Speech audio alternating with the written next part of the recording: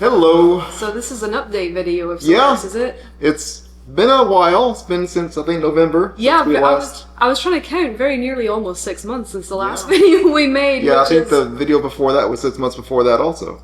Yeah, I think you're probably right, if I remember correctly. So we're giving an update on what we're doing in our AmerExit, I suppose, to our new life in the UK in the future. And things have changed quite a lot since that last update video we did in November of last year. They have.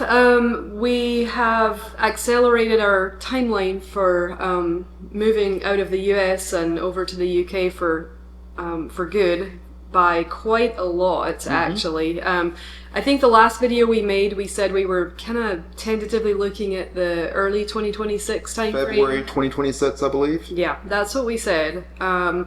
But we've crunched a lot of numbers and done a lot of comparing and looked at a lot of financials, and some stuff's gone on that means that we could maybe look at making the move sooner than that. Quite a bit sooner than that. Yeah, I don't think it's a maybe. I think... Yeah, no, it's not a maybe. It's not a maybe. We'll be looking at possibly applying for my visa as early as mid-June this year. 2025. Yeah.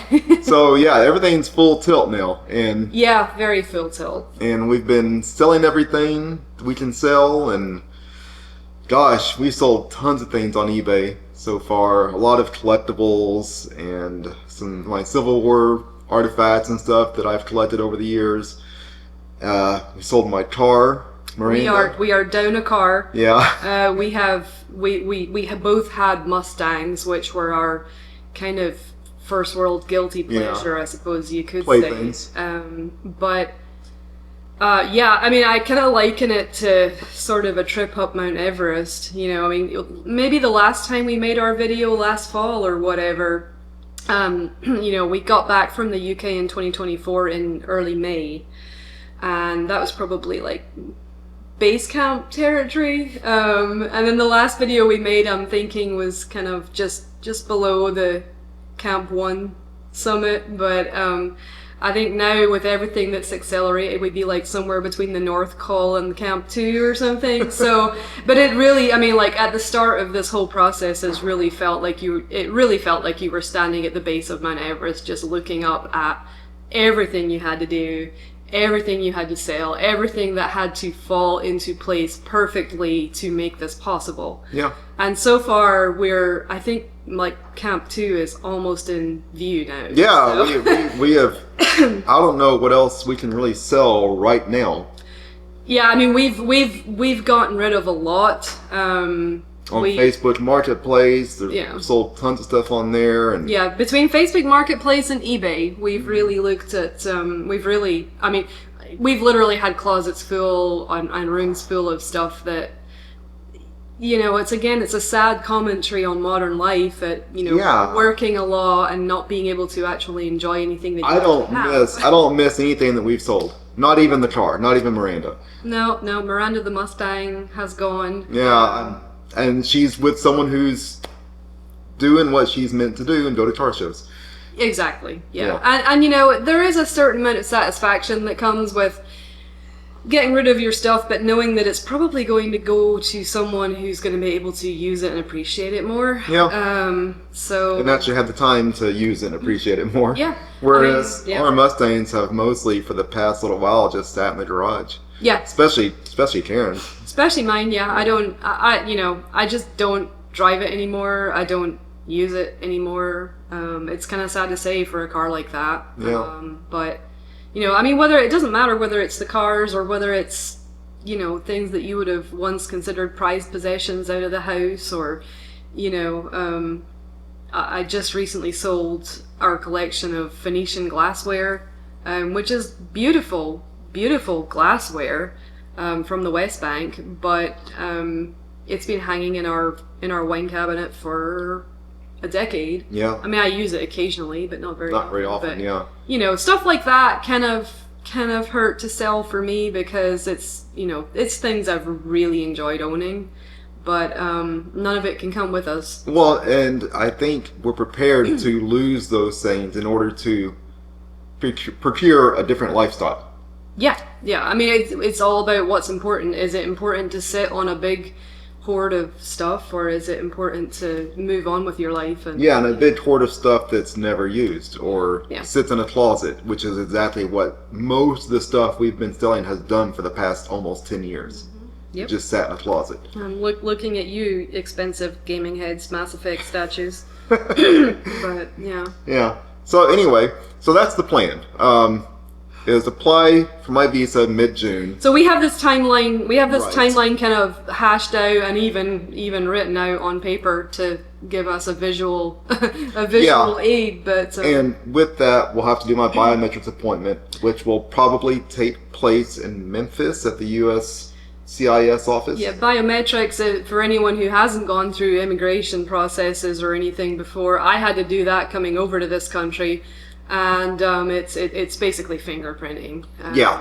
You show up with your passport and your paperwork, And then- get fingerprinted. Yeah, and then we'll mail all the documents, my passport, off to New York to the UK embassy, I guess. Yeah, it's a bit ironic that, we'll probably be going for Jason's fingerprinting and biometrics appointment at the same location that I essentially interviewed for my Your U.S. citizenship, citizenship application. So yeah, that's kind of funny to kind of full circle. I mean, it really is full circle. It's bizarre. So anyway, as long as the visa's approved, we should know within 30 days after the biometrics appointment whether or not it's approved. Assuming they work, we're planning on paying for expedited processing for the whole Right. thing as well, because I just don't think we'd be able to wait. I Yeah. think it'd put us out of our misery one way or another to know if it's approved. And it should be. There's no reason why it shouldn't be. No, not really. But so once that happens, the house will go up for sale. and that's the next big step And that we we spoke just to our- recently. I'm yeah. sorry. No. We spoke to our realtor yesterday about this, and I think we're going to go ahead and as soon as we know the visa's approved, the house will go up for sale, and she thinks she can have it sold pretty quickly. We believe that that's Yeah. possible. And depending on when it takes place, we might end up having to stay in an Airbnb for a little bit because we won't have a place to live otherwise.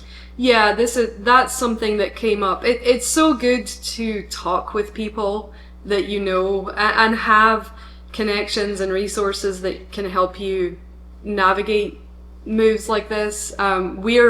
We're some of the worst ones though, because we don't have a huge social circle, and No. we don't have a huge amount of acquaintances in the community to actually help us. But we do have the realtor that helped us with our last house sale and house purchase.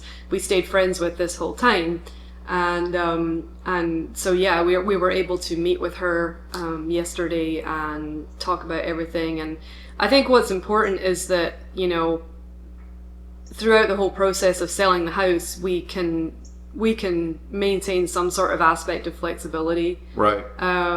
Being able to Yeah. pivot if we have to, use an Airbnb if we have to, because there's going to be a lot of things happening, and we're going to be giving up work at some point. So throughout we're this whole thinking process. mid-September we'll probably both give up our jobs.